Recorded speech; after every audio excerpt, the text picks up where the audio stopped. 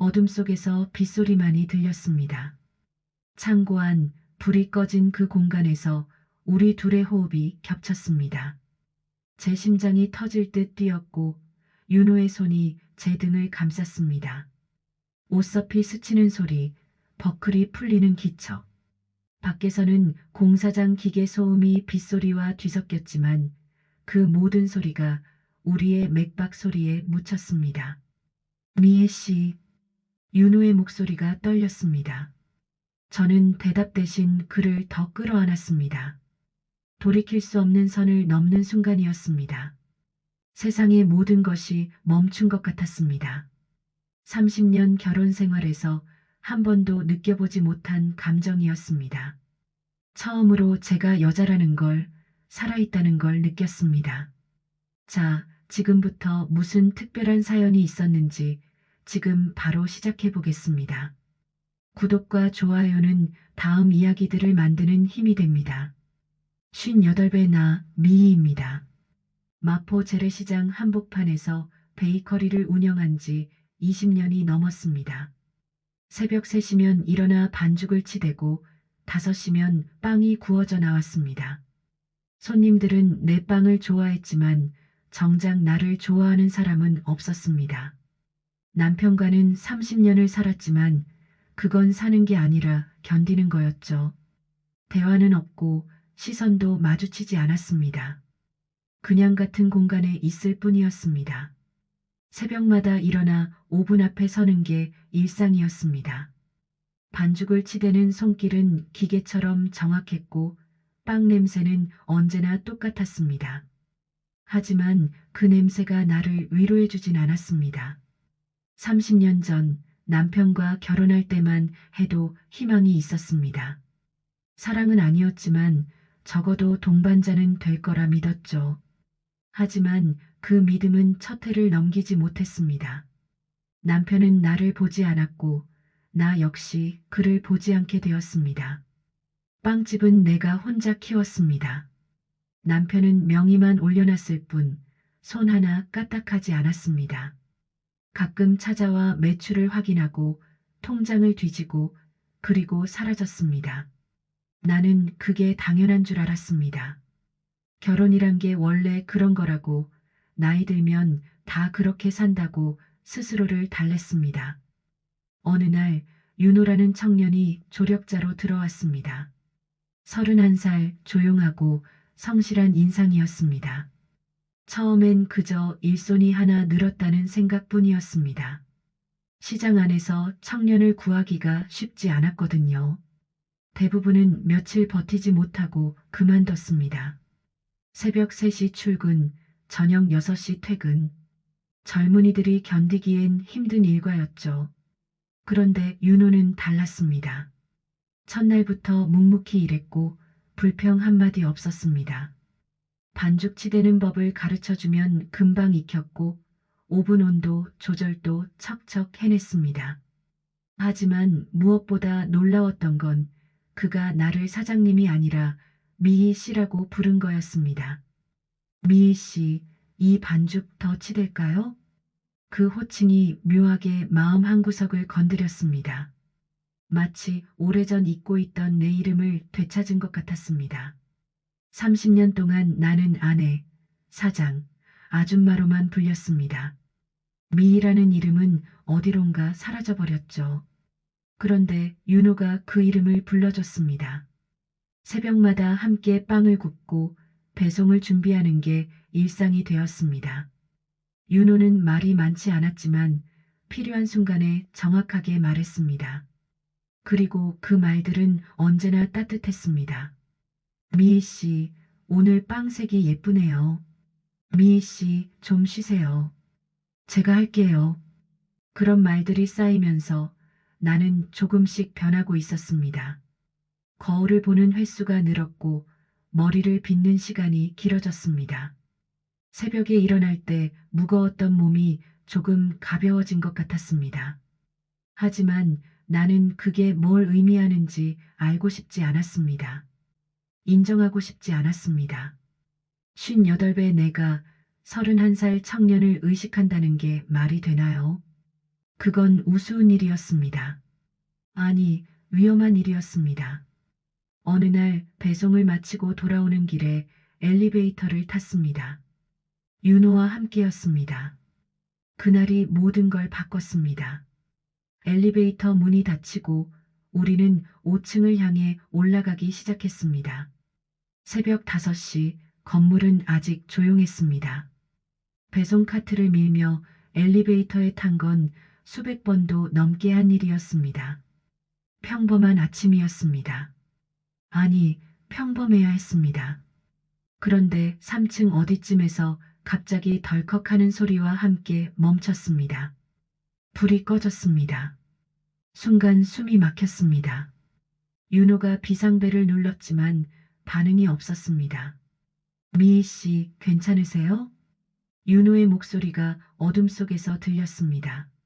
나는 고개를 끄덕였지만 그가 볼 리 없었습니다. 네, 괜찮아요. 목소리가 떨렸습니다. 폐쇄 공포증은 없지만 어둠 속에 갇힌다는 건 누구에게나 두려운 일이었습니다. 심장이 빠르게 뛰기 시작했고 손바닥에 땀이 맺혔습니다. 윤호가 핸드폰 손전등을 켰습니다. 희미한 빛이 우리 얼굴을 비췄습니다. 그의 얼굴이 평소보다 가까이 느껴졌습니다. 좁은 공간이라 어쩔 수 없었지만 그 거리가 묘하게 불편하면서도 편안했습니다. 배터리 아껴야 할 것 같아요. 잠깐만 켜놓을게요. 윤호가 불을 껐습니다. 다시 어둠이 우리를 감쌌습니다. 우리는 말없이 서 있었습니다. 시간이 얼마나 흘렀을까요? 5분쯤 지났을 때 다리에 힘이 풀리기 시작했습니다. 미희 씨, 앉으세요. 윤호가 내 팔을 잡았습니다. 그의 손이 내 팔을 감쌌습니다. 따뜻했습니다. 아니, 뜨거웠습니다. 그 온기가 내 몸 전체로 번졌습니다. 나는 바닥에 주저앉았고 윤호도 내 옆에 앉았습니다. 어깨가 스쳤습니다. 그 순간 전기가 흐르는 것 같았습니다. 심장이 더 빠르게 뛰었습니다. 이건 뭘까요? 두려움 때문일까요? 아니면 다른 감정일까요? 나는 알고 싶지 않았습니다. 알아선 안 됐습니다. 미애 씨, 윤호가 조용히 불렀습니다. 나는 대답하지 못했습니다. 목이 메었습니다. 많이 힘드시죠? 그 말에 눈물이 날 것 같았습니다. 30년 동안 아무도 물어보지 않았던 질문이었습니다. 힘드냐고, 괜찮냐고. 나는 고개를 돌렸습니다. 어둠 속에서 그의 눈이 보였습니다. 손전등 없이도 그의 눈빛만은 선명했습니다. 진심이 담긴 눈빛이었습니다. 네, 힘들어요. 처음으로 솔직하게 말했습니다. 처음으로 인정했습니다. 나는 힘들었습니다. 30년 동안 혼자 견뎌왔고 앞으로도 혼자 견뎌야 한다고 믿었지만 지금 이 순간만큼은 솔직해지고 싶었습니다. 윤호가 내 손을 잡았습니다. 두 손으로 내 한 손을 감쌌습니다. 이제 괜찮아질 거예요. 그 말이 왜 그렇게 믿음직스러웠는지 모르겠습니다. 근거도 없고 보장도 없는 말이었는데 나는 그 말을 믿고 싶었습니다. 아니, 믿었습니다. 우리는 그렇게 앉아 있었습니다. 손을 잡은 채로 어둠 속에서 10분이 더 흘렀습니다. 아니, 17분이었습니다. 나중에 윤호가 말해줬습니다. 정확히 17분 동안 멈춰 있었다고. 그 17분 동안 우리는 서로의 호흡 소리를 들었습니다. 심장 박동을 느꼈습니다. 체온을 나눴습니다. 그리고 뭔가가 변했습니다. 돌이킬 수 없이 17분이 지나고 엘리베이터가 다시 움직이기 시작했습니다. 불이 켜지고 문이 열렸습니다. 우리는 밖으로 나왔습니다. 관리인이 달려와 사과했습니다. 죄송합니다. 고장이었어요. 괜찮으세요? 나는 고개를 끄덕이며 빠르게 그 자리를 벗어났습니다. 윤호는 내 뒤를 따라왔습니다. 빵집으로 돌아와서도 우리는 말이 없었습니다. 그냥 각자 할 일을 했습니다. 하지만 뭔가 달라져 있었습니다. 손이 스칠 때마다 전기가 흘렀고 시선이 마주칠 때마다 심장이 뛰었습니다. 나는 이 감정을 부정하고 싶었습니다. 아니, 부정해야만 했습니다. 나는 결혼한 여자였고 윤호는 27이나 어렸습니다. 말도 안 되는 일이었습니다. 그런데 왜 자꾸 그의 손길이 생각날까요? 왜 자꾸 그의 목소리가 귓가에 맴돌까요? 그날 오후 빵집 문을 닫고 집으로 돌아가는 길에 윤호가 말했습니다. 미희 씨, 조심히 들어가세요. 평범한 인사였지만 그 말투가 평소와 달랐습니다. 더 부드러웠고 더 따뜻했습니다. 나는 고개만 끄덕이고 돌아섰습니다. 집에 도착했을 때 남편은 거실 소파에서 텔레비전을 보고 있었습니다. 나는 그를 보지 않고 침실로 들어갔습니다. 샤워를 하고 침대에 누웠습니다. 천장을 바라봤습니다. 17분이 내 인생을 흔들어 놓았습니다. 그 짧은 시간이 30년을 무너뜨렸습니다. 나는 무서웠습니다. 이 감정이 어디로 갈지, 어떻게 끝날지. 새벽 3시 알람이 울렸습니다. 평소처럼 일어나 옷을 입고 빵집으로 갔습니다. 윤호는 이미 도착해 있었습니다. 반죽을 준비하고 있었습니다. 일찍 오셨네요. 내가 말했습니다. 잠이 안 와서요.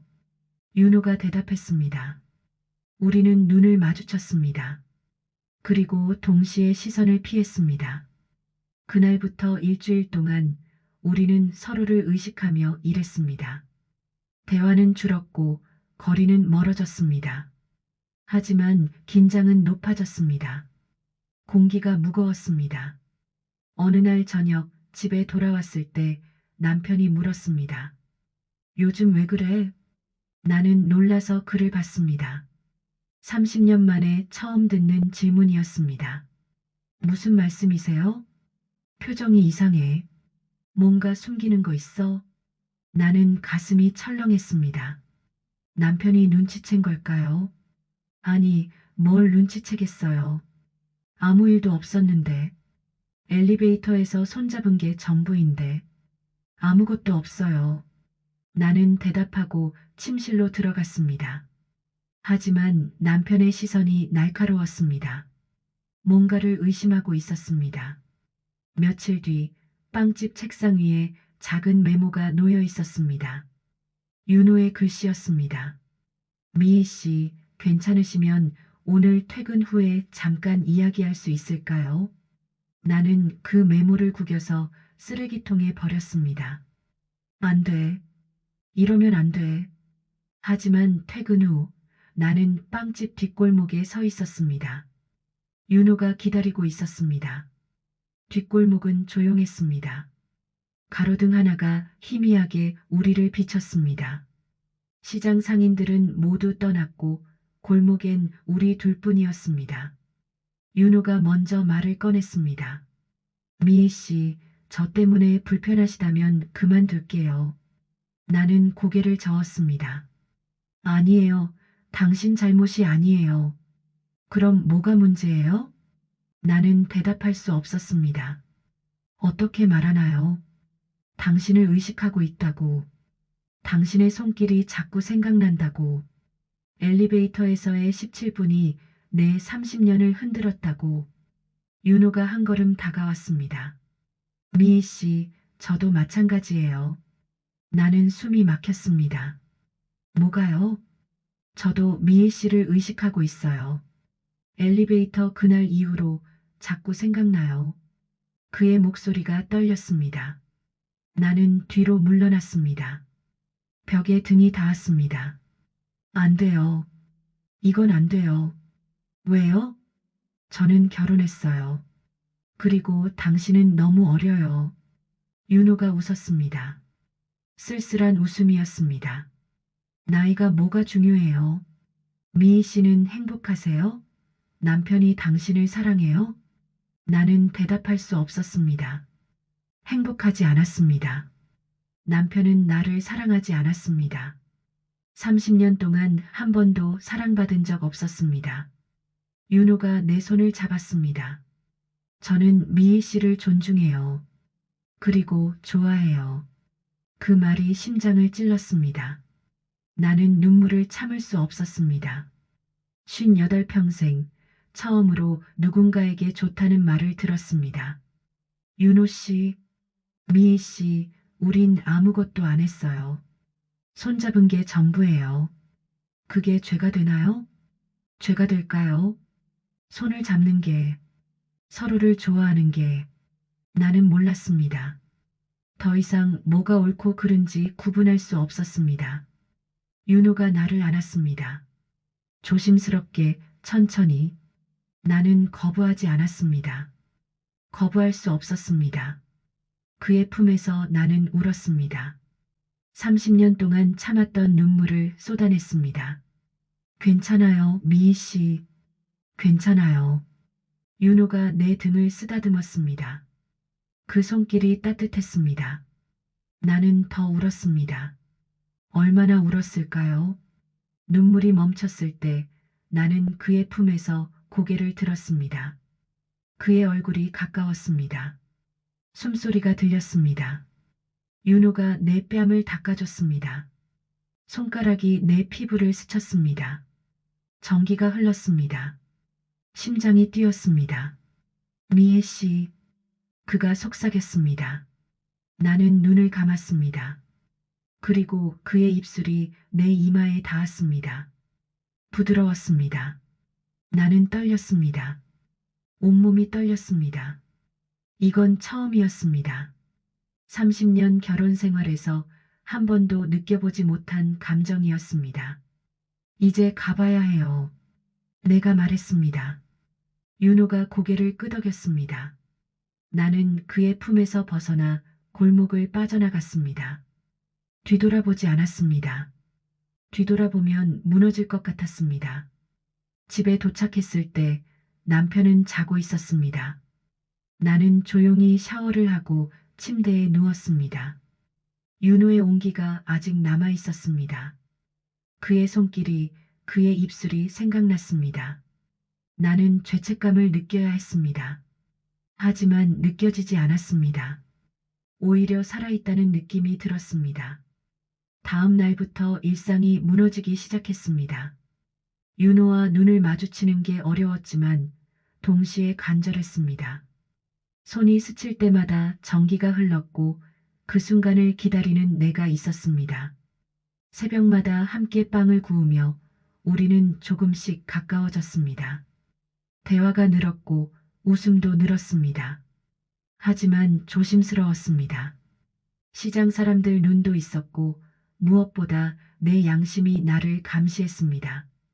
어느 날 배송을 마치고 돌아오는 길에 윤호가 물었습니다. 미희 씨, 왜 그 사람이랑 사세요? 나는 멈춰섰습니다. 누구요? 남편이요. 사랑하지도 않는데. 나는 한숨을 쉬었습니다. 사랑이 뭔지 모르겠어요. 30년 동안 사랑받은 적이 없는데 사랑이 뭔지 어떻게 알아요? 지금 느끼는 게 사랑이에요. 윤호가 말했습니다. 나는 고개를 저었습니다. 이건 사랑이 아니에요. 외로움이에요. 외로움이면 어때요? 외로움도 진짜 감정이에요. 나는 대답할 수 없었습니다. 윤호는 더 이상 묻지 않았습니다. 그날 밤 남편이 또 물었습니다. 요즘 누구 만나? 나는 놀라서 그를 봤습니다. 무슨 말씀이세요? 표정이 달라졌어. 거울 자주 보고 화장도 하고 누굴 만나는 거 아니야? 나는 부인했습니다. 아무도 안 만나요. 남편은 비웃었습니다. 58이 누굴 만나겠어. 내가 미쳤지. 그 말이 가슴을 찔렀습니다. 58은 사랑받을 자격이 없나요? 58은 누군가를 좋아할 자격이 없나요? 며칠 뒤 남편이 빵집에 찾아왔습니다. 평소엔 오지도 않던 곳에 갑자기 나타났습니다. 윤호를 보더니 날카롭게 물었습니다. 저 친구 누구야? 조력자요.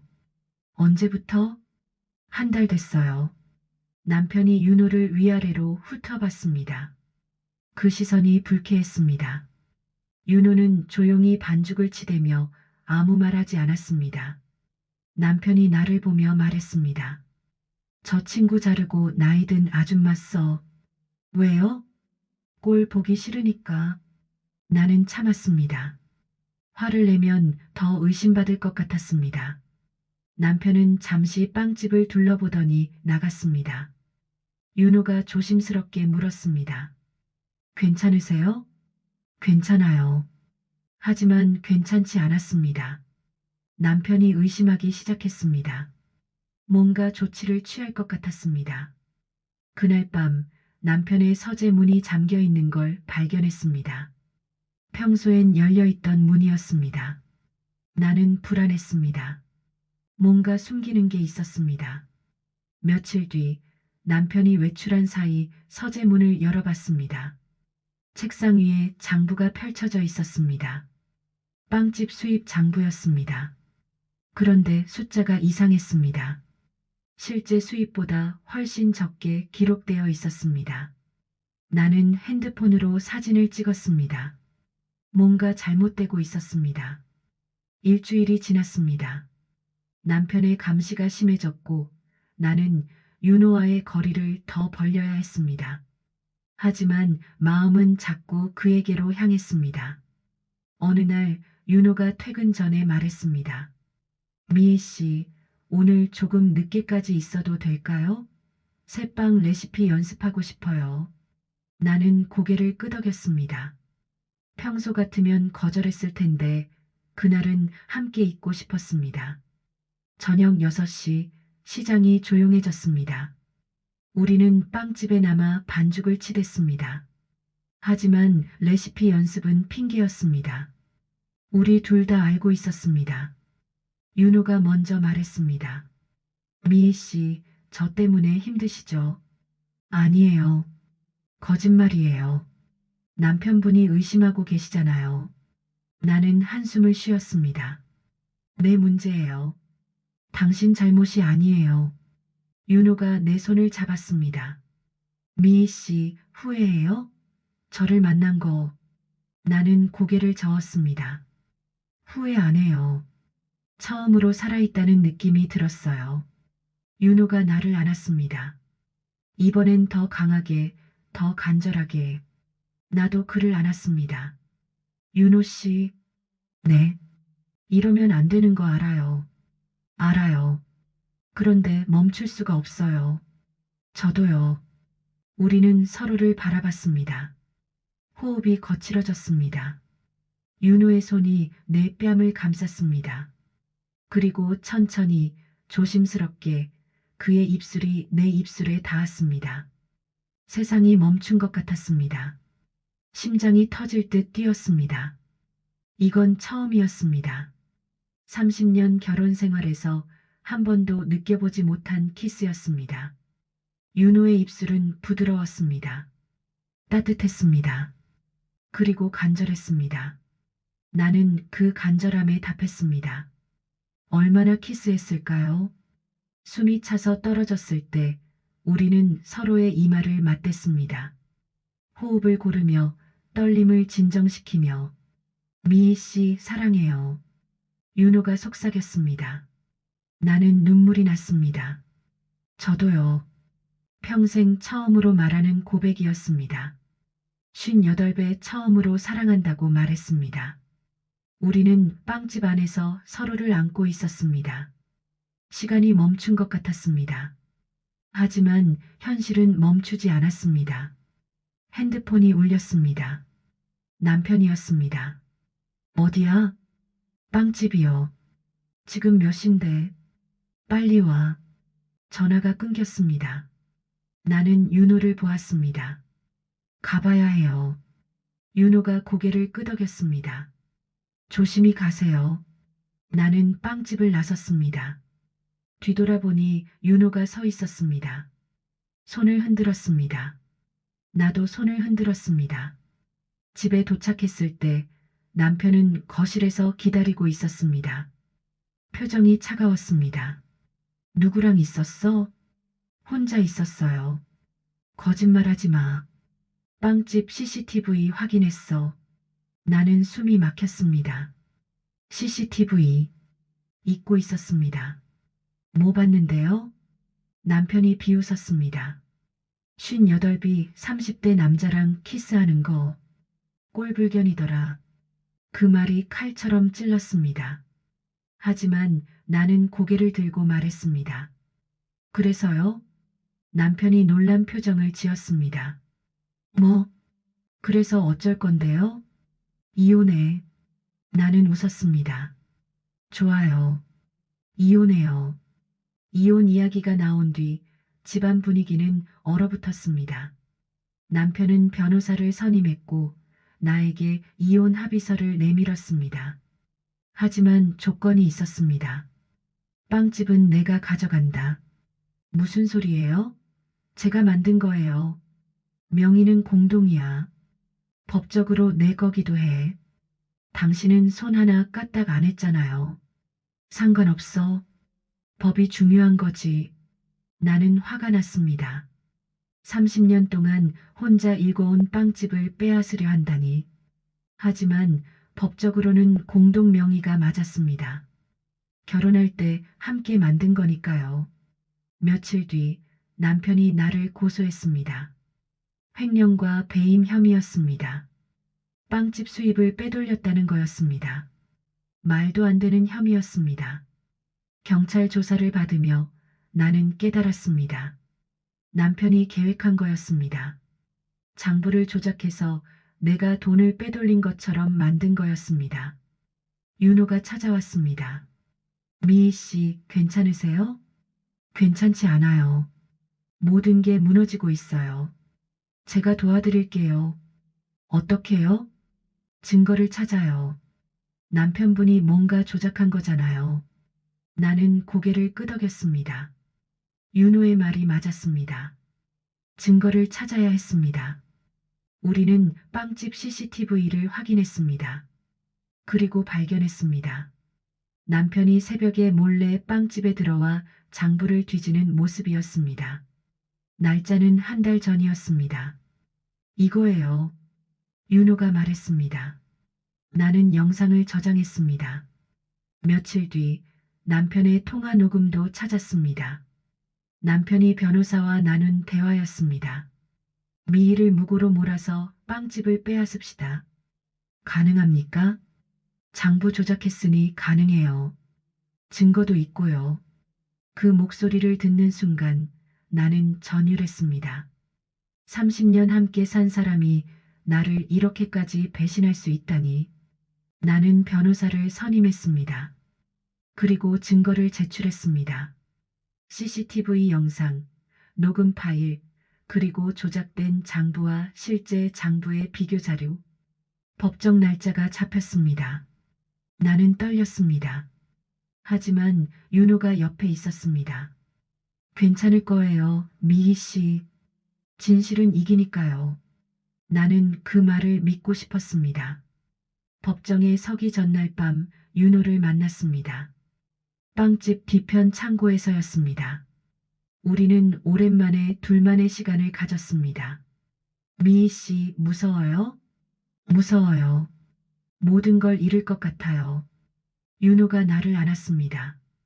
저는 미희 씨 편이에요. 끝까지. 그 말이 힘이 되었습니다. 나는 그의 품에 안겨 울었습니다. 윤호 씨, 고마워요. 사랑해요, 미희 씨. 저도 사랑해요. 우리는 서로를 안고 있었습니다. 창고 밖에서 빗소리가 들렸습니다. 비가 내리기 시작했습니다. 기계 소음도 들렸습니다. 인근 공사장에서 나는 소리였습니다. 윤호가 내 얼굴을 들어 올렸습니다. 그리고 키스했습니다. 이번에는 더 깊게, 더 간절하게. 불이 꺼져 있었습니다. 창고는 어두웠습니다. 빗소리와 기계 소음만이 우리를 감쌌습니다. 윤호의 손이 내 등을 감쌌습니다. 따뜻했습니다. 아니, 뜨거웠습니다. 나는 떨렸습니다. 온몸이 떨렸습니다. 미애 씨, 그가 속삭였습니다. 나는 대답 대신 그를 더 끌어안았습니다. 옷섭이 스치는 소리가 들렸습니다. 버클이 풀리는 기척이 느껴졌습니다. 호흡이 거칠어졌습니다. 심장이 터질 듯 뛰었습니다. 밖의 빗소리와 기계 소음이 우리의 호흡과 겹쳤습니다. 맥박이 귓가에서 울렸습니다. 세상의 모든 소리가 하나로 합쳐졌습니다. 돌이킬 수 없는 선을 넘는 순간 시간이 멈춘 것 같았습니다. 모든 게 멈췄습니다. 생각도, 두려움도, 죄책감도 그저 그의 체온과 내 떨림만이 존재했습니다. 손끝에서 시작된 전기가 온몸으로 퍼져나갔습니다. 숨이 차고 정신이 아득해졌습니다. 얼마나 시간이 흘렀을까요? 정신을 차렸을 때 우리는 서로를 안고 있었습니다. 호흡을 고르며 떨림을 진정시키며 미희 씨 괜찮으세요? 윤호가 물었습니다. 나는 고개를 끄덕였습니다. 괜찮아요. 하지만 괜찮지 않았습니다. 온몸이 떨렸고 눈물이 났습니다. 죄책감이었을까요? 아니면 해방감이었을까요? 둘 다였습니다. 미희 씨 후회해요? 아니요. 후회 안 해요. 진심이었습니다. 58평생 처음으로 누군가와 하나가 된 느낌이었습니다. 처음으로 사랑받는다는 느낌이었습니다. 윤호가 나를 더 꽉 안아줬습니다. 사랑해요, 미희 씨. 저도 사랑해요. 우리는 오랫동안 그렇게 안고 있었습니다. 빗소리를 들으며 서로의 체온을 나누며 다음 날 아침 나는 거울을 볼 수 없었습니다. 죄책감이 나를 짓눌렀습니다. 결혼한 여자가 다른 남자와 선을 넘었습니다. 이건 잘못된 일이었습니다. 하지만 동시에 처음으로 내가 살아있다는 걸 느꼈습니다. 처음으로 여자로서의 나를 느꼈습니다. 이 모순된 감정을 어떻게 설명할 수 있을까요? 빵집에 갔습니다. 윤호는 평소처럼 일하고 있었습니다. 우리는 눈을 마주쳤습니다. 그리고 동시에 미소 지었습니다. 미희 씨, 잘 주무셨어요? 네, 당신도요?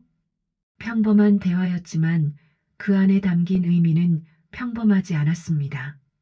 법정 날짜가 다가왔습니다. 일주일 뒤였습니다.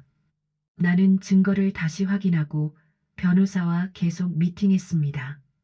남편은 집에 있지 않았습니다. 따로 나가 살고 있었습니다. 나는 혼자 넓은 집에 남았습니다. 외롭지 않았습니다. 오히려 자유로웠습니다. 어느 날 밤 윤호가 전화했습니다. 미희 씨, 지금 괜찮으세요? 네, 왜요? 그냥 목소리 듣고 싶었어요. 나는 웃었습니다. 저도 당신 목소리 듣고 싶었어요. 우리는 1시간 넘게 통화했습니다. 별 내용 없는 이야기였습니다. 하지만 행복했습니다. 법정 전날 나는 남편의 서재를 다시 뒤졌습니다. 혹시 놓친 증거가 있을까 해서였습니다. 그리고 발견했습니다. 남편의 또 다른 통장이었습니다. 빵집 수입을 빼돌린 통장이었습니다. 장부에는 없는 돈이 수천만 원이나 들어 있었습니다. 나는 사진을 찍고 통장 번호를 메모했습니다. 이건 결정적 증거였습니다. 변호사에게 연락했습니다. 증거 하나 더 찾았어요. 뭔가요? 남편의 비밀 통장이요. 빵집 수입 빼돌린 거예요. 변호사가 놀랐습니다. 그거 결정적이에요. 법정에 제출하세요. 나는 안도했습니다. 이제 이길 수 있을 것 같았습니다. 법정 당일 나는 검은색 정장을 입고 법원에 갔습니다. 윤호가 방청석에 앉아 있었습니다. 나를 보며 고개를 끄덕였습니다. 힘내라는 뜻이었습니다. 재판이 시작되었습니다. 남편 측 변호사가 먼저 주장했습니다. 피고인 미희는 빵집 수입을 횡령했습니다. 증거로 장부를 제출합니다. 나는 침착하게 들었습니다. 이제 내 차례였습니다. 내 변호사가 일어났습니다. 판사님, 피고인은 무고입니다. 오히려 원고가 장부를 조작하고 수입을 빼돌렸습니다. 그리고 증거를 제출했습니다. CCTV 영상, 녹음 파일, 비밀 통장 사진. 법정이 술렁였습니다. 남편의 얼굴이 창백해졌습니다. 판사가 증거를 검토했습니다. 오랜 시간이 흘렀습니다. 그리고 말했습니다. 원고의 주장은 기각합니다. 오히려 원고가 피고인을 무고한 것으로 판단됩니다. 나는 숨을 쉴 수 있었습니다. 이겼습니다. 판사가 계속 말했습니다. 원고는 피고인에게 위자료 1억 원을 지급하고 빵집의 단독 소유권을 피고인에게 양도하라. 법정이 끝났습니다. 나는 일어섰습니다. 윤호가 달려왔습니다. 미희 씨, 이겼어요. 나는 그를 안았습니다. 법정에서 사람들 앞에서 이제 숨길 필요가 없었습니다. 판결 이후 삶이 바뀌었습니다. 남편과는 정식으로 이혼했고 빵집은 완전히 내 것이 되었습니다. 위자료도 받았습니다. 간판을 새로 달았습니다. 미희 베이커리. 내 이름이 당당하게 걸렸습니다. 온라인 주문 시스템도 론칭했습니다. 젊은 고객들이 늘어났습니다. 윤호는 여전히 빵집에서 일했습니다. 하지만 관계는 애매했습니다. 연인이라고 하기엔 나이 차이가 컸고 그냥 동료라고 하기엔 우리 사이는 깊었습니다. 어느 날 윤호가 물었습니다. 미희 씨, 우리 뭐해요? 나는 웃었습니다. 모르겠어요. 당신은 뭐라고 생각해요? 저는 미희 씨를 사랑해요. 그게 중요한 거 아닌가요? 나이 차이는요? 상관없어요. 나는 한숨을 쉬었습니다. 사람들이 뭐라고 할까요? 58이 30대 남자랑 사귄다고. 신경 쓰지 말아요. 우리 인생인데. 윤호의 말이 맞았습니다. 우리 인생이었습니다. 다른 사람들이 뭐라고 하든 중요한 건 우리가 행복한 거였습니다. 하지만 나는 조심스러웠습니다. 윤호의 미래를 빼앗고 싶지 않았습니다. 그는 아직 젊고 앞날이 창창했습니다. 윤호 씨, 당신은 저보다 더 좋은 사람 만날 수 있어요. 싫어요. 저는 미희 씨가 좋은걸요. 하지만 저는 58이에요. 당신이 40이 될 때 저는 70이에요. 그래서요? 그때도 사랑할 거예요. 나는 눈물이 났습니다. 이렇게 순수하게 사랑해주는 사람이 있다니. 고마워요, 윤호 씨. 고마워하지 말고 받아들여요.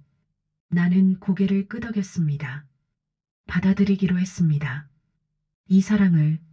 하지만 우리는 서두르지 않기로 했습니다.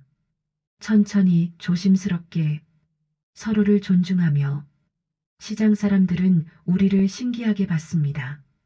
58 여사장과 30대 조력자. 소문이 돌았지만 나는 신경 쓰지 않았습니다. 어느 날 단골 손님이 물었습니다. 사장님, 저 청년이랑 사귀세요? 나는 잠시 망설이다 대답했습니다. 네, 그런 것 같아요. 손님이 웃었습니다. 보기 좋아요. 나이가 뭐가 중요해요? 사랑이 중요하죠. 그 말이 나를 위로했습니다. 나이는 정말 숫자일 뿐이었습니다. 몇 달이 지났습니다. 빵집은 잘 되었고 윤호와의 관계도 안정되었습니다. 우리는 동거하지 않았습니다. 각자의 공간을 유지했습니다. 하지만 매일 함께 일했고 일주일에 두세 번은 함께 시간을 보냈습니다. 윤호가 말했습니다. 미희 씨, 행복해요? 네, 행복해요. 당신은요? 저도 행복해요. 그 대답으로 충분했습니다. 1년이 흘렀습니다. 나는 59이 되었고 윤호는 32이 되었습니다. 여전히 나이 차이는 컸지만 이제 신경 쓰지 않았습니다. 빵집은 더 커졌습니다. 온라인 주문이 늘면서 직원을 한 명 더 고용했습니다. 매출도 2배로 늘었습니다. 윤호는 여전히 빵집에서 일했습니다. 하지만 이제는 동업자에 가까웠습니다. 새로운 빵 레시피를 개발하고 마케팅도 함께 했습니다. 우리는 여전히 각자의 공간에서 살았습니다. 결혼 같은 건 생각하지 않았습니다. 그냥 지금처럼 서로를 존중하며 함께하는 게 좋았습니다. 어느 새벽 반죽을 치대다 윤호와 눈이 마주쳤습니다. 그는 웃었습니다. 나도 웃었습니다. 미희 씨, 그날 엘리베이터 기억나요? 물론이죠. 17분. 그 17분이 제 인생을 바꿨어요. 나는 고개를 끄덕였습니다. 저도요. 윤호가 내 손을 잡았습니다. 후회 안 해요? 단 한 번도 후회한 적 없어요. 진심이었습니다. 그날 엘리베이터에서의 17분, 그리고 창고에서의 그 순간, 모두 내 인생의 전환점이었습니다. 나이는 정말 숫자일 뿐이었습니다. 진짜 사랑은 나이가 아니라 존중에서 시작되었습니다. 윤호는 나를 존중했고 나도 그를 존중했습니다. 새벽 4시 시장이 깨어났습니다. 빵 굽는 냄새가 골목을 채웠습니다. 나는 오븐 앞에 서서 빵을 꺼냈습니다. 윤호가 옆에서 포장을 도왔습니다. 오늘도 좋은 하루 되세요, 미애 씨. 당신도요. 평범한 인사였지만 그 안에 담긴 사랑은 평범하지 않았습니다. 30년 동안 사랑받지 못하고 살았습니다. 결혼은 했지만 사랑은 없었습니다. 하지만 58배 처음으로 사랑을 만났습니다. 늦었다고 생각하지 않았습니다. 오히려 제때였습니다. 지금의 내가 있었기에 윤호를 제대로 사랑할 수 있었으니까요. 간판을 올려다 봤습니다. 미희 베이커리. 내 이름이 빛나고 있었습니다. 내 인생도 빛나고 있었습니다. 윤호가 커피를 건넸습니다. 미애 씨, 커피 드세요. 고마워요. 커피를 마시며 창밖을 봤습니다. 새벽 5시 시장이 활기를 띠기 시작했습니다. 상인들이 하나둘 나타났고 손님들도 모여들었습니다. 나는 58이었지만 지금이 내 인생에서 가장 행복한 때였습니다. 사랑받고 있었고 존중받고 있었습니다. 윤호가 말했습니다. 미애 씨, 오늘 저녁에 영화 볼래요? 좋아요. 평범한 데이트 약속이었습니다. 하지만 나에게는 특별했습니다. 58배 처음으로 하는 데이트였으니까요. 빵을 구우며 나는 생각했습니다. 인생은 언제든 다시 시작할 수 있다고. 58도 늦지 않았다고. 엘리베이터에서의 17분이 내 인생을 바꿨습니다. 어둠 속에서 윤호의 손을 잡았을 때 나는 다시 태어났습니다. 나이는 숫자일 뿐입니다. 진짜 사랑은 존중에서 시작됩니다. 윤호가 그걸 가르쳐 줬습니다. 새벽 빵집 오븐 앞에 서서 나는 미소 지었습니다. 이제 나는 행복했습니다. 진심으로.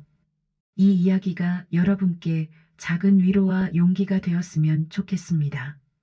나이 들었다고, 결혼했다고, 평범하다고 포기하지 마세요. 나는 58세에 처음으로 내 이름을 찾았습니다.